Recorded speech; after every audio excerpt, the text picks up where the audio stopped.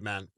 So I tried to record an episode earlier this week, and I didn't like what I made, and I've made it a deal to put out a video at least once a day on any one of my platforms. So I need to do some content for today, and here we go, man. I'm shooting my next episode in the car with my dog while we wait for my spouse to finish with the dentist. Um, this week's episode, I wanted to speak about the practical things I am doing rather than just speaking, rather than just saying words, rather than just telling you about my past and my story. What am I doing right now for my health? What do I intend to do to kind of reach my goals for the year? And what might others be able to do to start somewhere, right? Um, I will always lean and push and work from a place of physical health. Almost across the board, across any walk of life, we are failing our physical health. At least in North America, um, obesity, heart disease, diabetes, all of these things are rampant in Native American communities and across North America in general. Um, It's no big surprise. It's not a shocker that this is the case. I'll bet. I don't think we know at what numbers. I don't think the average person knows to what extent uh, the average person is suffering with one of these ailments. And it's very acceptable, right? Like it's not like you should be shamed for having diabetes or like you should be shunned for being obese. None of these things should be happening. Um, Sorry, my dog's my dog's distracting me in the back with his noise. I'm wondering why he's crying. Um, we have these ailments that are socially acceptable in that regard. Um, I don't see us taking it as seriously as we probably should. Big one of those plows drove by. Um, I don't think we're taking it as serious as we should, man. I don't. If we were, we wouldn't have these rates, these statistics, these numbers that are just abysmal in my estimation. Um, I'm one of the statistics. I am an obese Native American male living in North America. The odds are stacked against me. How my health will eventually fail me, right? Like that's what's gonna happen. Um, if I continued the way I was going without my intervention in my estimation. Blah blah blah blah blah. Words, words, words, words. Okay, what am I doing? Physical health. I start there. I am a big proponent of strength training as a means of physical health. And in that, you must account for diet and sleep on top of training, being stronger, working on your functional health. And I don't mean becoming Arnold Schwarzenegger. I don't mean becoming this freak anomaly of masculinity or health or whatever you think of when people say those words. You should get stronger. You should strength train. You should put on a little lean muscle. You should put on some mass. We immediately start thinking of Ronnie Coleman, if you guys are familiar with this gentleman, Arnold, um, any of these boys, right? There's new ones right now. I can't even think of any who are people right now. But we get scared of this idea of strength training. I just mean functional health. I just mean being able to grab your child and throw them up into the air. I just mean being functional where you could run a kilometer and not be broken the next day. I just mean functional like can we go canoeing today? Can we do something today? Are you going to be able to manage a intermediate hike? These things, functional health. How healthy are you? In my understanding and my estimation, in my experience, strength training is exceptional. It helps you prepare for everyday life. Being stronger will help you with injury prevention. You will likely be injured less often and less seriously if you were stronger. Bone density into your health, into your age. As you age, your bones become less dense, more brittle, more capable of breaking. Strength training, you know, stops that from happening to a degree, from my understanding. I don't know if it completely halts it, but it definitely helps. It'll help you age gracefully, is what I'm trying to say. Um, you don't have to put on a lot of lean mass to be healthy. 10, 15 pounds. It might take you a year or two to put that kind of weight on, and then it might even be less. I can't remember.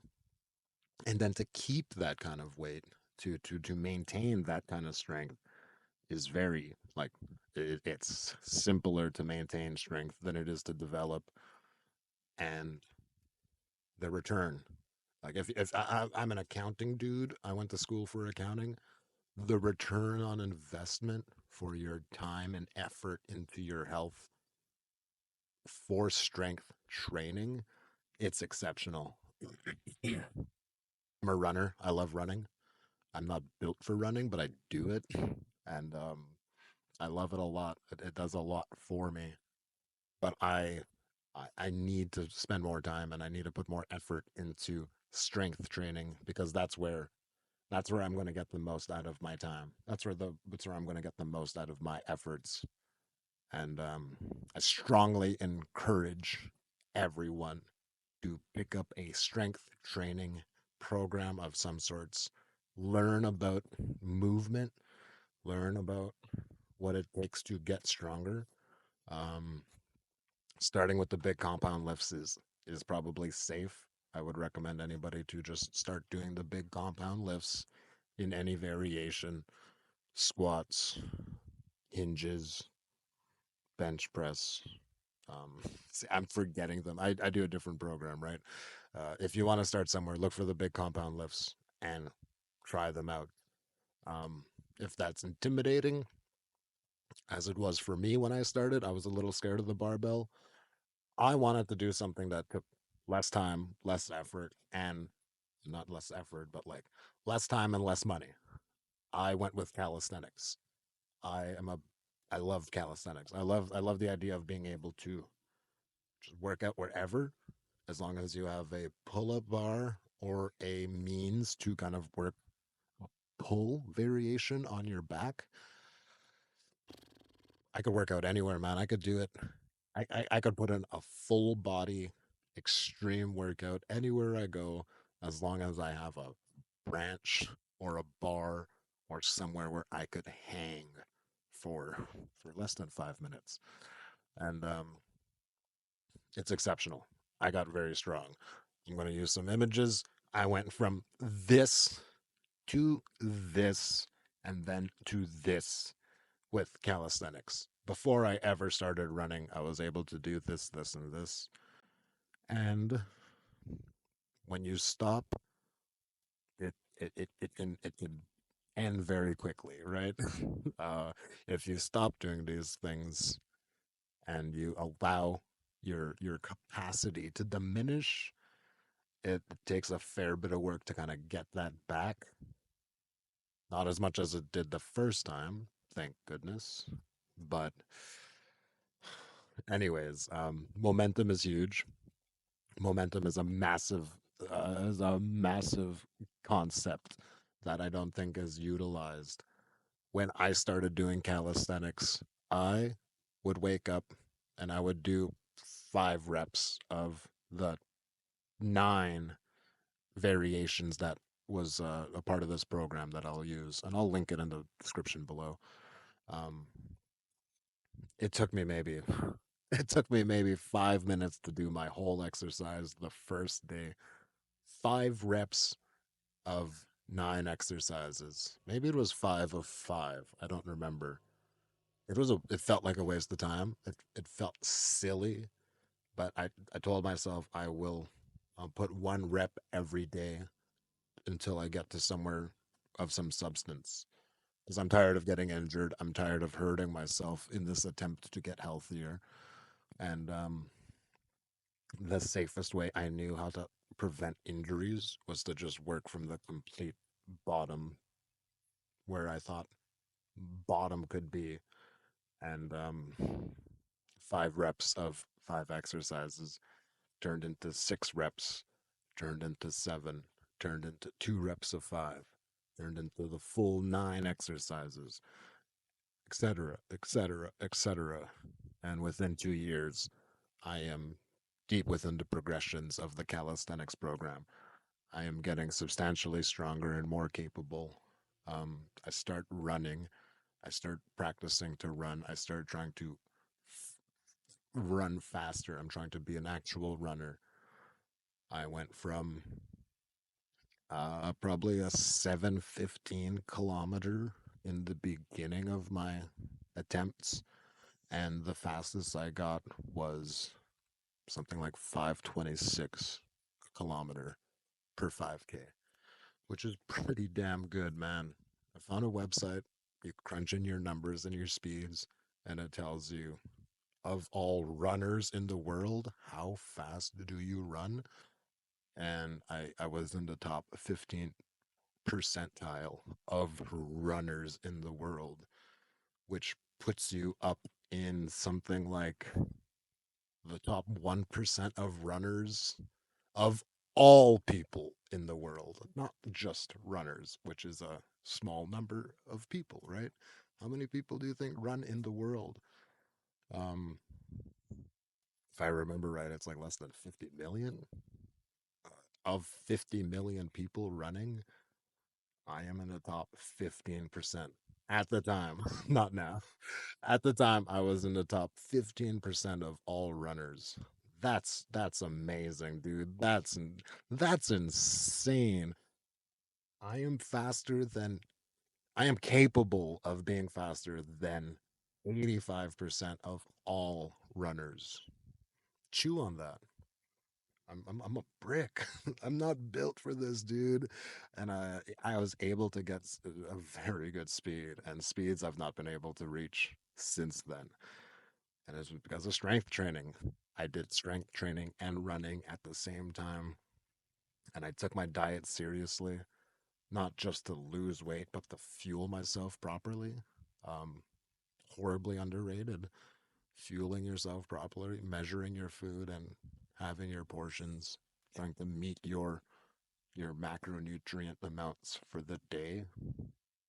Super underrated. Highly encourage everybody to learn a thing or two about protein intake and how many calories you need per day, and then you kind of tweak that with the amount of exercise you're doing, and you could make a you can have a higher intake per day if you have a exercise if you're trying to lose weight.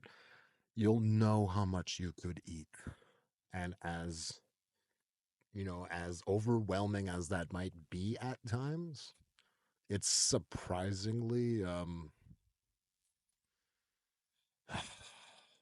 what's the word I'm trying to find here? It's when you get into that groove and you stop thinking about your food, it's very satisfying.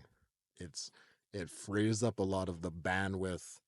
I gotta worry about supper. I gotta worry about lunch. What am I gonna eat today?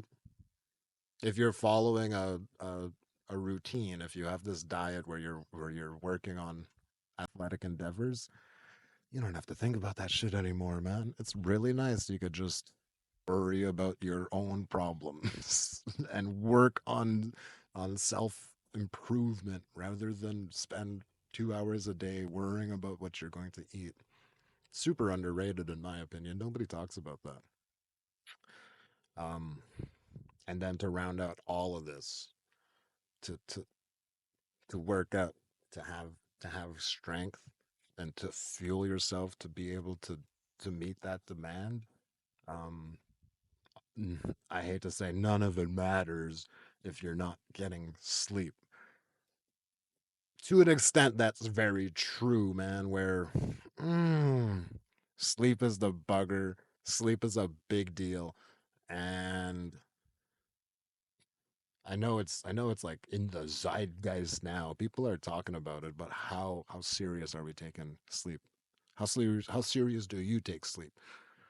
Because I know I try I try to get a good 6 to 7 hours, and not just 6 7 hours of sleep, but I'm trying to actively get good quality sleep, right? High quality sleep.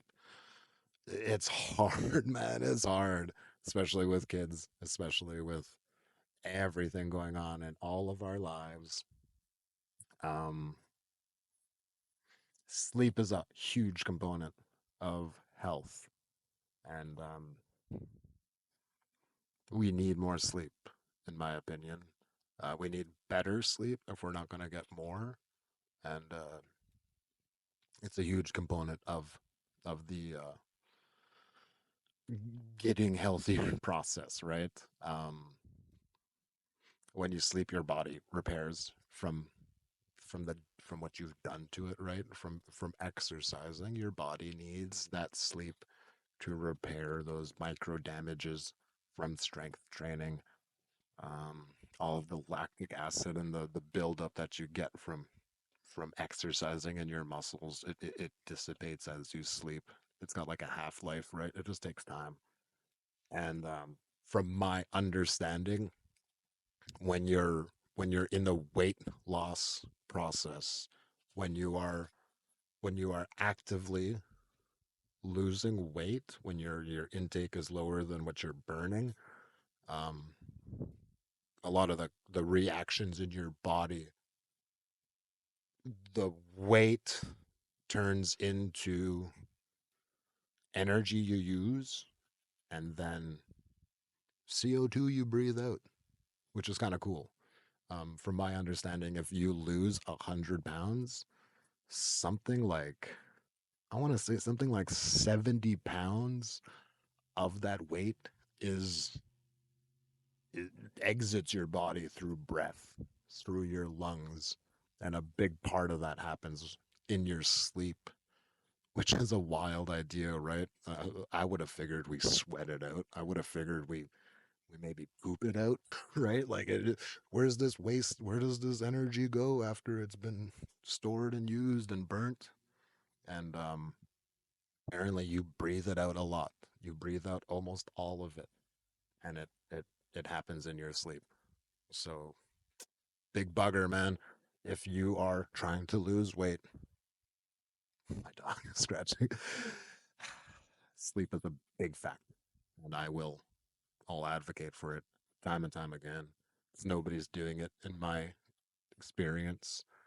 Uh, when I was obese and I needed to lose weight, the first thing any nurse asked me was, "What medication am I on?" And I wasn't, I wasn't on any. Your blood pressure's kind of high. What meds are you on? It's like none. I'm just trying to exercise to make sure that it's not. Oh, well, you should get on meds. Okay, I said. And that was it. That was the end of that conversation. All that to say, I I do strength train. I do 2 to 3 hours per week, minimum 3 hours per week. Each workout is an hour and a half, and I do minimum 2 to 3. So I got 3 to 4 hours of strength training per week, and I've opted to at least run one 5K per week on top of basketball on Fridays. So shucks, man, I am getting 5 days of exercise per week right now. And I'm getting in a groove. I'm getting a good spot where I'm not killing myself in my attempts, but I'm able to keep up with the demand of what I need to do. And I love it. I'm getting right back into where I was. Perfect. Where I am lacking is my diet. I am not really counting my calories. I am being very mindful of what I'm eating, and I am not having the amounts that I used to, where I would be eating a ridiculous, covering the mic, I was eating a ridiculous amount, right? Double portions, double servings, extra heapings, all those things that add up in the long run. And not anymore, man. We're done. We're done with that shit. And I do try to sleep before 10. I do try to get sleep before 10 because I'm up at 6, and that gives me a good, I'm up at 5 actually. Why am I lying? I'm up very early. So by a 10 o'clock bedtime, usually 9:30, I am squeezing in 7 hours of sleep very safely, which is good enough for me. Um, I'm not seeing the results I would like just yet, but that's because my diet's not locked in. I am not doing enough to kind of get the results that I would have expected going into week 3 of the year, week 5 of my strength training. And we'll get it though, because we are actively working. We are starting to put in honest efforts, right? Um, I would not say my efforts towards my diet have been honest, right? I'm lying. I'm lying. I'm not doing enough. I have to do more. If I was doing more, I'd be getting the results that I'm expecting. And I'm not expecting incredible pounds shredded off. I'm trying to do a very safe 1 pound per week of weight loss. That's something like a 500 calorie deficit per day to meet that requirement without exercise. And with exercise on top of the deficit, theoretically, I should be losing weight. I'm not, because I'm not eating at a deficit. So we got to start counting our calories. And I think that's what's going to be our goal for next week. We're going to start measuring and portioning out our foods a little better and hitting a minimum of 130 grams of protein per day. Ideally, I hit 180 because that's the weight I want to be of lean mass, meathead shit. Um, 130 minimum, man. We gotta hit a protein intake every day, and we'll get there because it's we're working to a marathon. That's the deal. That's what we're doing all of this for. By October, I want to be able to run the Niagara Marathon, which is fucking spooky, man. That's so scary. But we're gonna do it. We're gonna try. We're gonna fucking try, man. So I hope you guys come along. I hope you guys join me. I hope you guys subscribe. I hope you guys actually try to do some of these things. Um, even if you do it poorly, even if you do it badly, even if you try and fail and never do it again, I'll be very happy if you just did that. So let's give it an honest effort, guys. Come on, 2025. We need to do more and stop fucking around, man. Let's go. Peace out.